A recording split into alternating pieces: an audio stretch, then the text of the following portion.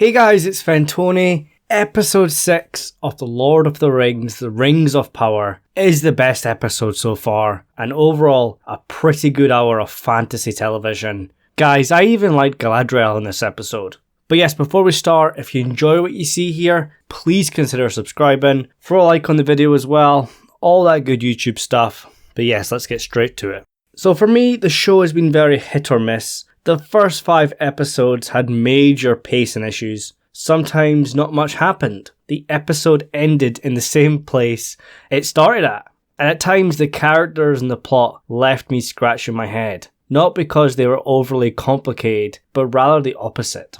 Episode 6 almost redeems the first 5 hours for me. It's a damn good piece of fantasy television. It's not perfect, but by far the best The Rings of Power has been so far. Yes, a lot of the outcomes were very predictable, but this episode still had plenty of edge of your seat moments. I'm not sure if it's enough to fix the series as a whole. I guess it depends on what happens in the final 2 episodes. But episode 6 is head and shoulders above episode 5 and everything that came before, in my opinion. It has a lot of Easter eggs and nods to Tolkien's work, just like the rest of the show, but guys, you have to forget about 90% of the history and lore of the Second Age. None of these events happen in Tolkien's Legendarium, but if you're still watching after 6 hours in, you know that's the case. It's all been building to this battle, the Battle of the Southlands. Arondir, Bronwyn, Theo, and the men of the Southlands are held up in the Elven Watchtower, and the Orc commander, the fallen elf Adar, marches on the tower with the goal to claim the ancient hilt to awaken Mount Doom and transform the land into Mordor,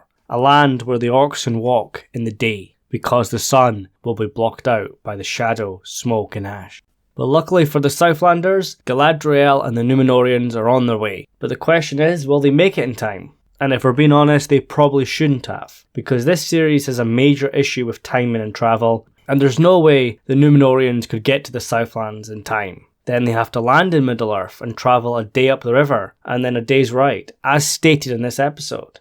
I think they should have had Númenor leave in episode 4, not 5. Gave them an episode to travel, and that's where the issues lie on this show. But I'm glad this entire episode focused on the conflict with Arondir and Galadriel being the 2 leads. I think if we went to see Elrond and Durin in Khazad-dûm, or check in on Celebrimbor's progress of his tower, then we would have had some major pacing and structural issues. We can save all that for the final 2 episodes. This episode belongs to the battle. Kind of feels like the Battle of Blackwater Bay, where up until season 2 episode 9 of Game of Thrones, we always went to more than one location, sometimes 3, 4, but for that one, the first big battle in the show, everything was King's Landing.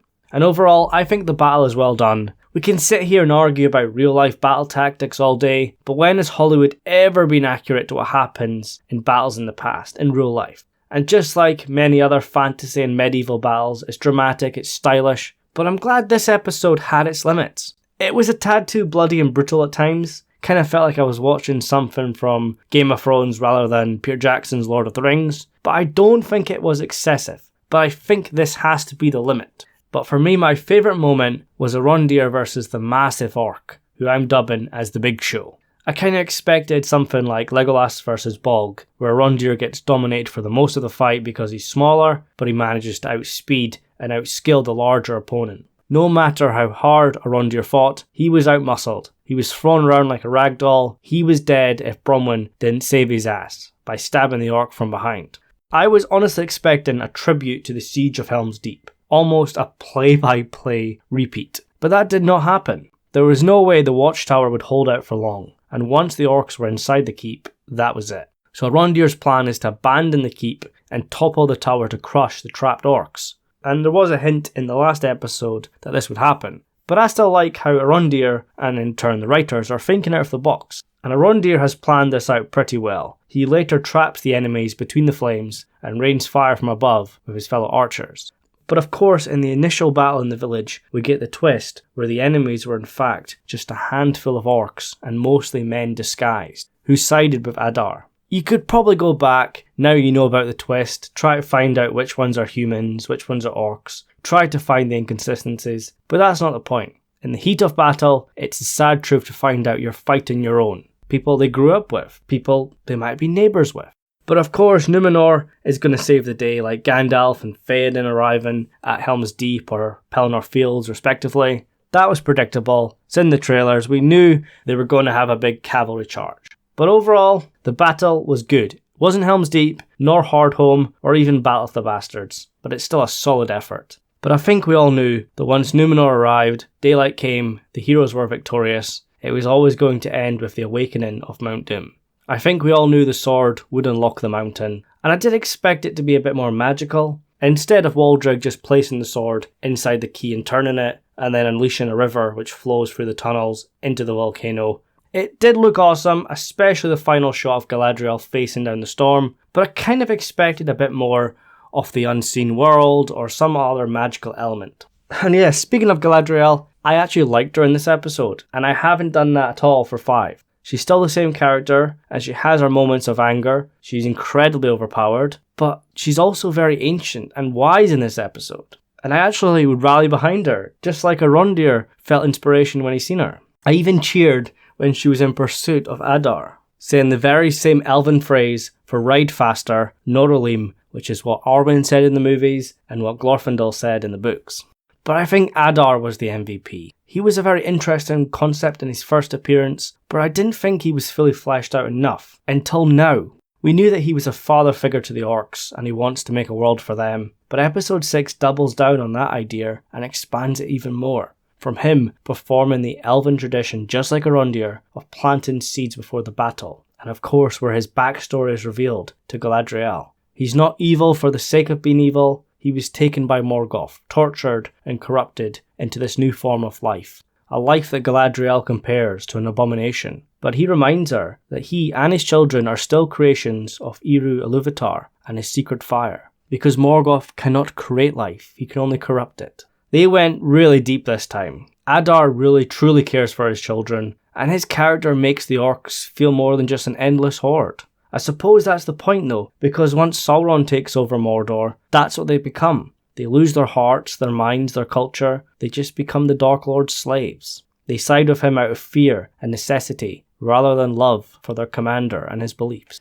And speaking of the Dark Lord, he still hasn't shown his hand, but this episode makes it very, very clear that he's Halbrand. And I've been saying that for a long time now, from the subtle hints to the clear nods. In this episode, he could have easily been wearing a big Sauron name badge on his chest. And if he isn't Sauron, I would be very shocked, and also very annoyed because they've made it so obvious. Unless they can come up with something clever, but no, he is Sauron.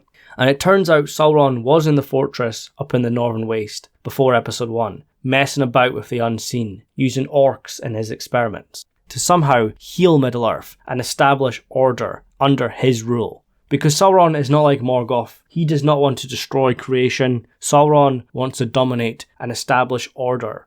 And Adar was there, and he could only stand by for so long and watch his children suffer. So he turned on Sauron and literally stabbed him in the back, and he declares that he's killed Sauron.